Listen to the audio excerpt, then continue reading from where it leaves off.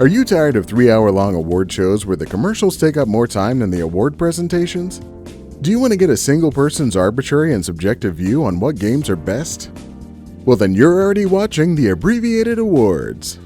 2019 is coming to an end, and that means it's time to hand out some abbrevies. I know players and developers alike have been knocking down my metaphorical door to hear about these powerful and industry-shaping awards, and I'm proud to finally appease the masses. So without further ado, let's make the magic happen. The most fun game of the year. In a year with games like Ape Out and Superliminal, there were tons of games that were extremely fun to play. The one I'm going to choose shouldn't be too surprising if you watch the video on it though. The first abbrevi goes to What the Golf!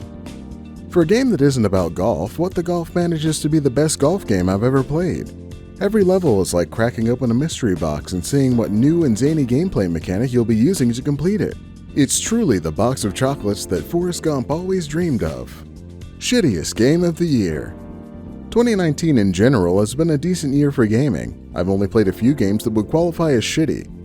Anthem provided an above-average number of explosions, and Rage 2 ended before it destroyed my will to live. Both acceptable qualities. However, one game truly made me want to throw my hard drive in the garbage for having it installed. Rico. The game that promised awesome first-person criminal blasting as a police officer couldn't deliver on making its one-dimensional gameplay entertaining. Repetitive levels, brain-dead AI, and a roguelike progression system that added no value made every minute feel like a bullet to the brain, lungs, heart, back, and balls.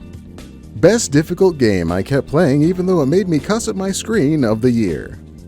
If it was 2018, this would go to Celeste, hands down. However, this year, games like Battle Planet and Valfaris were some of my biggest challenges. Yet the winner of this abbrevi is Crying Suns. This dark and story-heavy spiritual successor to FTL had me working every bit of my tactical and strategic ability to try and complete it, but I was never dissuaded from finishing the title. The engaging story and cool space design made it seem like a delicious super spicy hot sauce that I couldn't stop sprinkling on my tacos. Best game I didn't play yet of the year. 2019 was filled with amazing games I didn't play. I'd like to say this is a new problem, but my backlog is filled with dozens of games I'd love to sit down and play. However, only one game stands out above the rest as something that would tickle every inch of my fancy. Outer Wilds. A game that was often confused with Outer Worlds earlier this year ended up being one of the most revered games according to many classy game critics. Will I actually enjoy it when I get the chance to play it? Maybe. I'd even go as far as probably. That's an award, baby.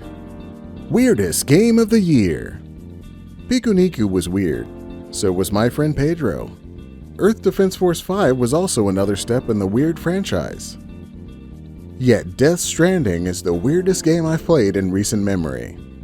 The story of a man delivering packages across a partially destroyed America that looks like Iceland while dodging crazed package thieves and exploding ghosts with an unborn baby strapped to his chest was really only the beginning of how weird it was. You're not gonna beat that. Best game from last year I just played this year of the year. I played a handful of great games from last year like Celeste and Katamari Damacy Reroll. They were both great in their own right, but Grease is by far the best game I played from 2018. The art style, music, and story were incredible and evoked powerful emotions. The gameplay wasn't quite as awe-inspiring as the rest, but it served as a solid driving force throughout the game.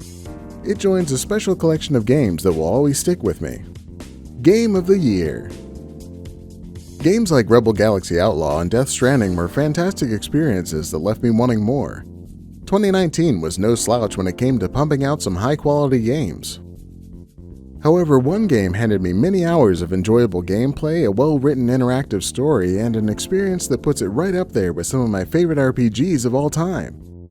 The Outer Worlds. While it may not be the most innovative design, those folks at Obsidian are damn good at designing worlds that make the role part of a role-playing game feel like the best part. Interacting with memorable characters at every turn and completing dozens of meaty and unique quests made my 30+ hours in it fly by. Plus, it's possible to play a character so dumb that you can kill yourself and everyone you know within 12 minutes of starting the game. That's exceptional game design. There you have it, folks. Another year has gone by and the first annual Abbreviated Awards has concluded. This year, you were graced with 40 abbreviated reviews and one unabbreviated review, giving you the hottest of takes on what's good and bad in the crazy world of video games. 2020 is shaping up to be a fun year of new titles, and I look forward to making even more fun videos about them. So strap yourself in with that subscribe button and get ready for yet another year of good times with me, your favorite commercial voiceover host and seasoned video game critic.